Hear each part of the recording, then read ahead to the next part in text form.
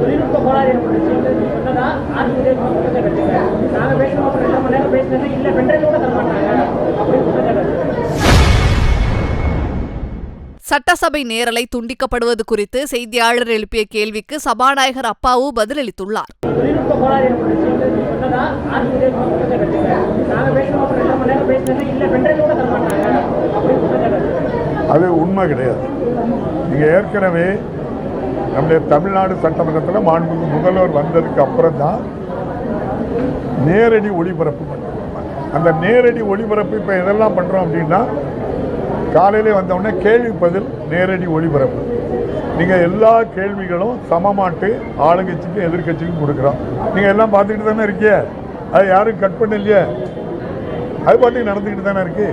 இது போக மாண்புமிகு முதல்வர் அவர்கள் முக்கிய தீர்மானமாக ஏதாவது கொண்டு வந்தால் முதல்வருடைய பதில் உரைகள் அது நேரடி ஒளிபரப்பப்படும். மாண்புமிகு அமைச்சர்கள் மானிய கோரிக்கையிலே பதில் சொன்னால் அது நேரடி ஒளிபரப்பப்படும்.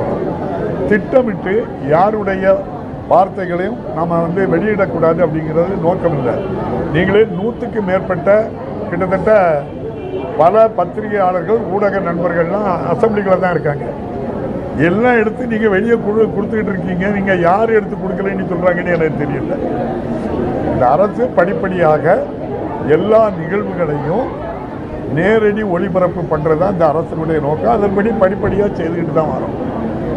கடந்த கால ஆட்சியில் நீங்கள் எடுத்து பாருங்கள், எதிர்கட்சி தலைவர் பேசுறது எத்தனை செகண்ட் காட்டியிருந்தாங்க.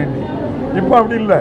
உள்ளிருந்தே நீங்கள் பத்திரிகையாளர்கள் எடுத்துக்கொண்டு வந்து எதிர்கட்சி தலைவர் என்ன பேசுகிறாங்கன்னு என்ன அவங்க பேசுறதோ அப்படியே நீங்கள் சொல்லலாம். ஏதேனும் சில வார்த்தைகள் நீக்கப்பட்டால் மட்டும்தான் என்ன செய்யணும், வெளியே நீங்கள் எடுத்து சொல்லக்கூடாது அப்படின்னு சொல்லுவோம். அன்பார்ட்மெண்ட் வேலை இது.